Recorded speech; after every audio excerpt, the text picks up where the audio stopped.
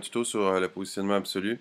Alors, une autre manière intéressante de positionner les divisions, c'est de les positionner de manière absolue parce que de ce moment-là, ça donne un peu plus de flexibilité au niveau de la manière de bouger les divisions puis de les placer dans l'environnement.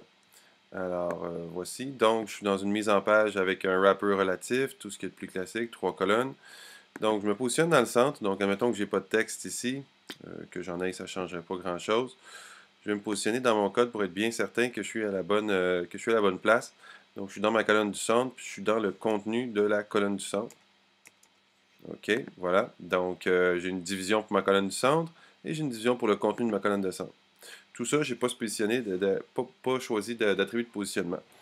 Donc, maintenant, je vais passer par insertion, objet de mise en forme, balise div. Je vais l'appeler, admettons, image 1. Bon. Je vais faire une nouvelle règle CSS dans mon style, ici, avec cette image 1 là. Et voilà. Donc, je vais spécifier une largeur qui correspondrait peut-être à la largeur de ma première image. Et par la suite, ici, je vais aller dans positionnement pour positionner mon élément. Donc, avec relatif, on peut utiliser le placement. Ce que ça fait, ce sont les marges définies par rapport au haut, en bas, à droite de la page. Donc, admettons que je dis 20 pixels en haut et 20 pixels à gauche. Ça va positionner ma boîte 20 pixels à gauche et 20 pixels à haut par rapport à son plus proche parent, lequel cas, ma colonne du centre. Et la position, ce qui vient changer, c'est que je mets position absolue. Position absolue, ça va me permettre de le bouger justement sans affecter le flow de la page. Z-index, c'est l'empilement, un petit peu comme les calques à l'intérieur de Photoshop. 1, ça serait celui qui est complètement en arrière, 2, 3, 4, ça monte.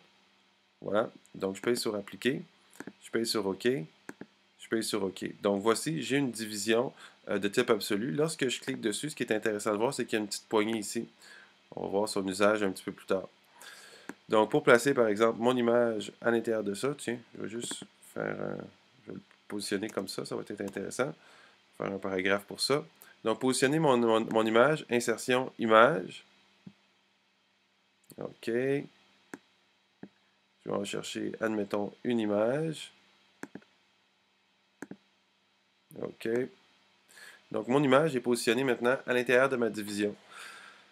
Alors, ce qui est intéressant, c'est que donc je peux positionner deux images, les unes à côté des autres dans cette optique-là. Alors, par exemple, je vais me placer juste après la fermeture de cette balise de div image 1 là. Je vais aller insérer, objet de mise en forme, balise div. Admettons, image 2. Je me fais une nouvelle règle CSS. Au niveau de la boîte, admettons, je vais écrire, tiens, 200 pixels par 200 pixels. Je vais aller au positionnement, je vais lui dire absolu. Et au Z-index, je vais écrire 2. OK. Alors, voyez-vous, ça fait deux boîtes qui sont positionnées les unes par-dessus les autres. Ce qui est impossible de faire justement avec le placement statique ou le placement relatif. Puis après ça, mettons dans cette boîte-là, je vais insérer une image juste pour configurer bien là, la configuration du truc.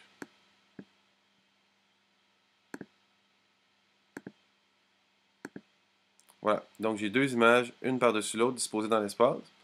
Pour changer le positionnement, alors ce que je peux faire, je vais aller dans ma fenêtre CSS. Je vais cliquer sur mon image 2. Et au niveau du positionnement, ici, donc image 2, ici, au niveau du positionnement, image 2, je pourrais par exemple aller mettre une sèche ici, augmenter le positionnement sur les lefts. Et quand je vais appliquer, donc, ça va aller pousser mon image. OK.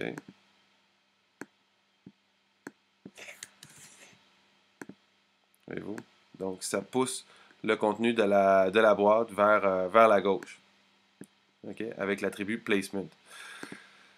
Ce qui peut être intéressant aussi avec les divs positionnés de manière absolue, c'est que je peux les pousser de manière manuelle. Par exemple, si je voudrais la pousser un petit peu ici, je peux prendre par la petite poignée et la déplacer. Alors là, qu'est-ce que je viens de faire? Je viens de déplacer une div positionnée de manière absolue. Je regarde bien ici s'il n'y a rien écrit. Et si je monte dans mes styles CSS, regardez, c'est qu'il a changé de façon dynamique la position de mon image quand je cliquais sur ma division, puis je la déplaçais dans ma CSS. Voyez-vous qu'est-ce que je veux dire? Donc, voilà, c'est ça le positionnement d'image absolu. C'est intéressant quand on a des images qui se superposent euh, ou des images dont on ne voudrait pas qu'ils affectent le flow. Puis ça se centre avec mon site.